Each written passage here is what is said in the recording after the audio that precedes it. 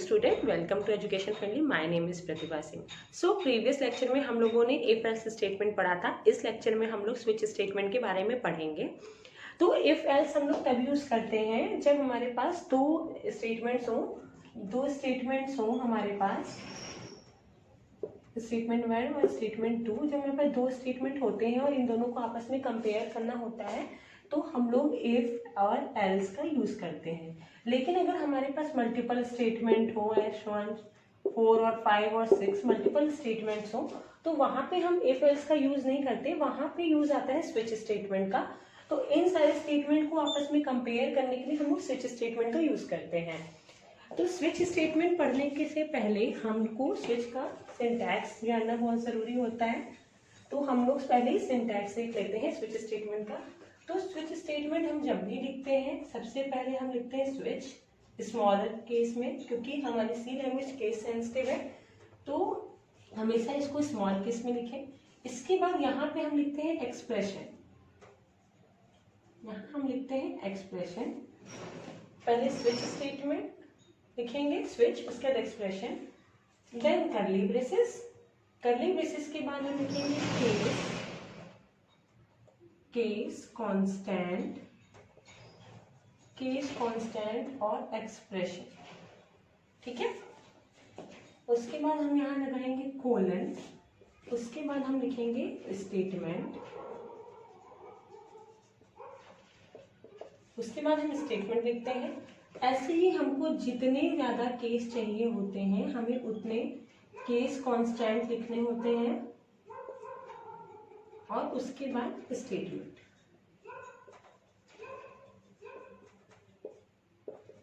उसके बाद statement. After that multiple case constant लिखने के बाद हम यहाँ लिखते हैं डिफॉल्ट। फिर हम डिफॉल्ट लिखते हैं एंड डिफॉल्ट का रिस्पेक्टिव स्टेटमेंट जो हमको स्टेटमेंट देना है। स्टेटमेंट मीन्स कुछ नहीं, जो प्रिंट है, आप जो प्रिंट कराना चाहते हैं वही हमारा स्टेटमेंट होता है। तो ये हमारा बेसिक सिंटैक्स होता है स्विच स्टेटमेंट का। ये है हमारा सिंटैक्स। अब हम एक एग्जांपल ले लेते हैं। सपोज दैट हमने एक्सप्रेशन की जगह ले लिया है, हमको क्या प्रिंट करना आना है, डिवीजन। हमको डिवीजन प्रिंट कराना है तो हमने DIV करके एक एक्सप्रेशन लिया है। तो यहाँ पे हम लिखेंगे स्विच डिवीजन। ठीक है। डिवीजन के बाद हम यहाँ केस कांस्टेंट में लिखेंगे तो हम पहले लेते हैं केस A, और जब भी हम केस लिखेंगे तो उसको हम ऐसे इस वाले ब्रैकेट के साथ लिखेंगे। ठीक है।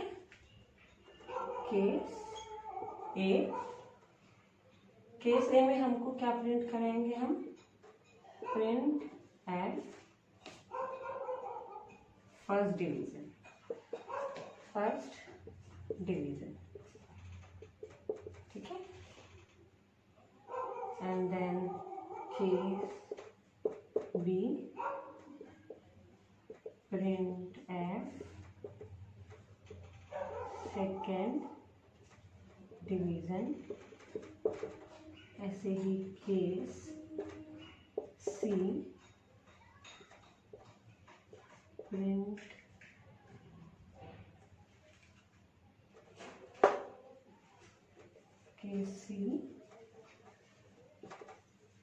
एफ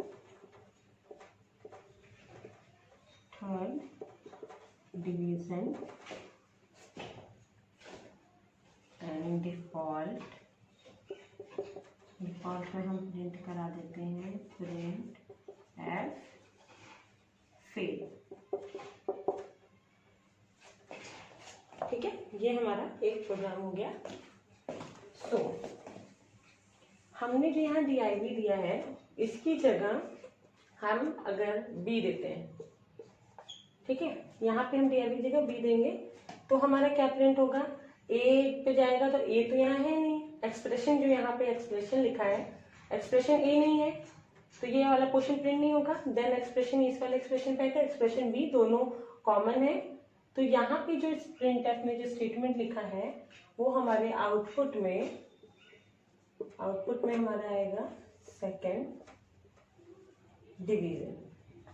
अब क्या हुआ कि ये वाला जो एक्सप्रेशन है वो मैच हो गया, तो फिर वापस से मैच नहीं होगा, अगेन मैचिंग नहीं होगी। तो जो ये हमारा केस सी के अंदर स्टेटमेंट लिखा है वो भी प्रिंट होगा, थर्ड डिवीजन भी प्रिंट होगा एंड फेल भी प्रिंट होगा, क्योंकि इसने जब कंडीशन चेक की ये कंडीशन फुलफिल हो गई, तो इसके बाद इसके जितने भी स्टेटमेंट थे फर्दर वो सारे प्रिंट हो जाते हैं।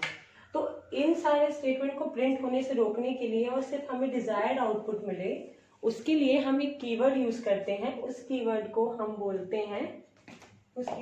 बोलते हैं ब्रेक।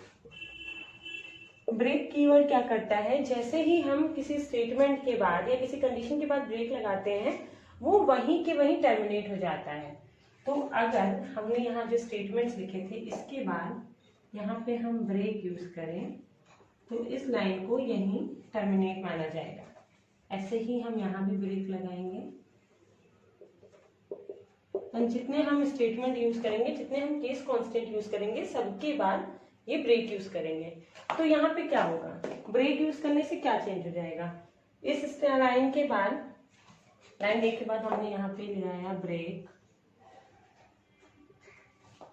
इसके बाद हमने यहाँ पे लगा दिया ब्रेक एंड यहाँ पे ब्रेक। तो इससे ये होगा कि जैसे ही हमारा केस भी आएगा यहाँ पे दोनों मैच होंगे एंड ये स्टेटमेंट प्रिंट होगा, ये यहीं के यहीं टर्मिनेट हो जाएगा। जैसे ही ब्रेक होगा यहाँ पे पॉज लग जाएगा और ये जो फर्दर लाइन हमारी प्रिंट हो रही थी वो लाइन्स हमारी प्रिंट नहीं होंगी। तो हमारे को जो आउटपुट मिलेगा वो सिर्फ और सिर्फ सेकेंड डिवीजन आउटपुट आएगा। ठीक है, ये चीज समझ में आ गई। बाकी अभी हम प्रोग्राम में ये चीज करके देखेंगे। एक और चीज होती है, सपोज दैट हमने यहाँ पे केस कांस्टेंट में 3 एक्सप्रेशन दिए थे ए, बी और सी, और जो इनपुट दे रहा है यूजर,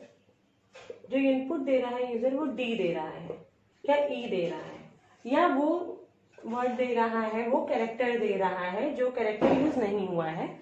तो उस केस में क्या होगा, जो स्टेटमेंट डिफॉल्ट के अंदर लिखा हुआ है वो स्टेटमेंट हमारा प्रिंट हो जाता है।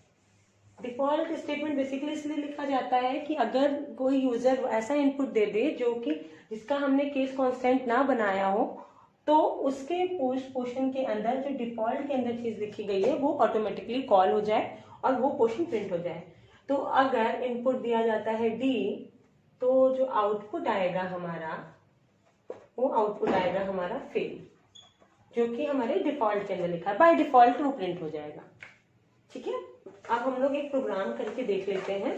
जब भी हम कोई प्रोग्राम लिखते हैं तो हम हेडर फाइल सबसे पहले लिखते हैं, उसके बाद मेन फंक्शन लिखते हैं। हमें यूजर से इनपुट लेना है जो है ग्रेड, और वो है कैरेक्टर टाइप का। इसके बाद हम यूजर से इनपुट कराने के लिए वैल्यू printf एंड scanf का यूज करेंगे। तो उसमें हम लिखेंगे enter grade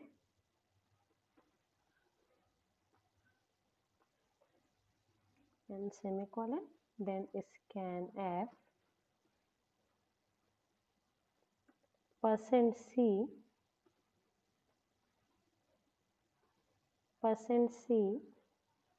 comma address of grade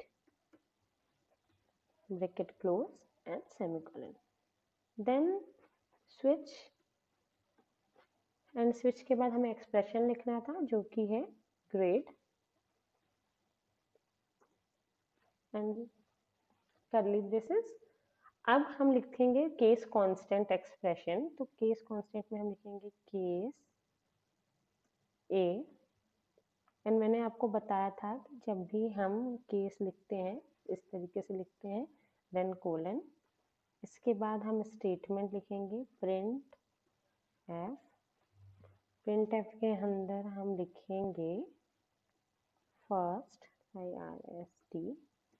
first division, या फिर हम फर्स्ट डिवीजन सेकंड डिवीजन ना लिख के हम एक चीज और कर सकते हैं कि हम ये बता सकते हैं कि यूजर का जो ग्रेड है वो किस टाइप का है। तो हम ऐसे लिख सकते हैं कि एक्सीलेंट। ठीक है, या एक्सीलेंट लिख सकते हैं। तो ग्रेड ए वाला है excellent. Okay, excellent and break it close. And मैंने आपको बताया था कि अगर हम ब्रेक नहीं लिखेंगे तो हमारा सारे स्टेटमेंट प्रिंट होंगे। तो फिर ब्रेक, फिर आएगा केस, केस बी, ऐसे ही। तो केस बी के अंदर हम लिखेंगे very good, very good, and then break,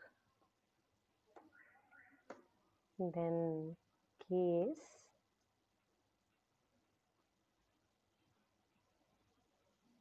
case C, printf,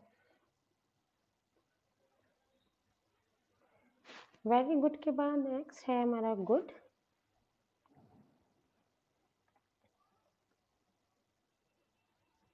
break, case,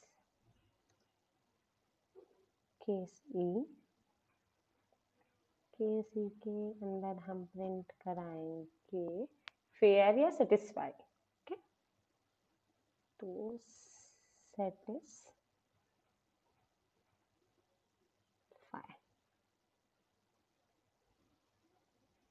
हमारा हो गया सेटिस्फाई एंड ब्रेक।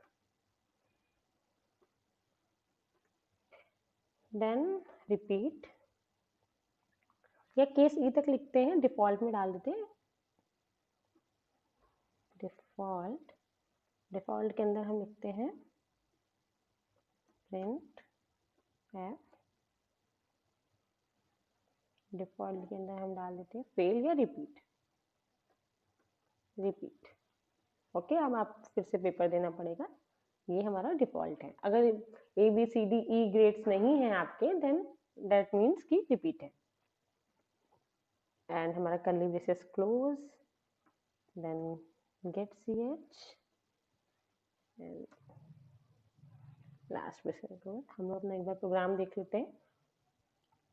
अब हम इसको कंपाइल कर देते हैं। कंपाइल करने के लिए हम यूज करेंगे Alt F9 एंड प्रिंट करने के लिए कंट्रोल F9। एंटर ग्रेड, तो ग्रेड में हम क्या देते हैं, सी देते हैं। तो आउटपुट हमारा आएगा गुड। सी में हमने क्या लिखा था, गुड लिखा था।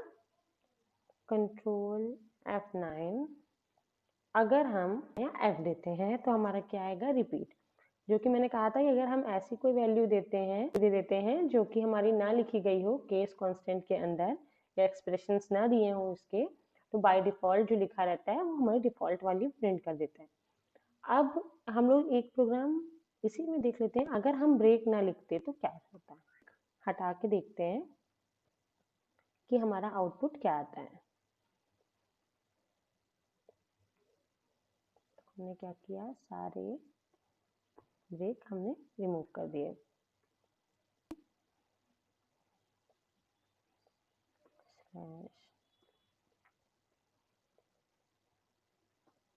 Slash n, slash n, slash n, slash n।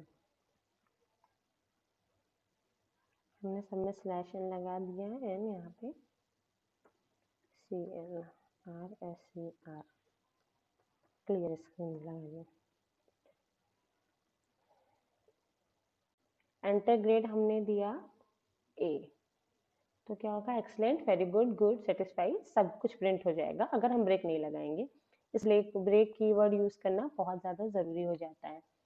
तो फर्दर हम लोग नेक्स्ट लेक्चर में लूप्स पढ़ेंगे। आज के लिए इतना ही, थैंक यू।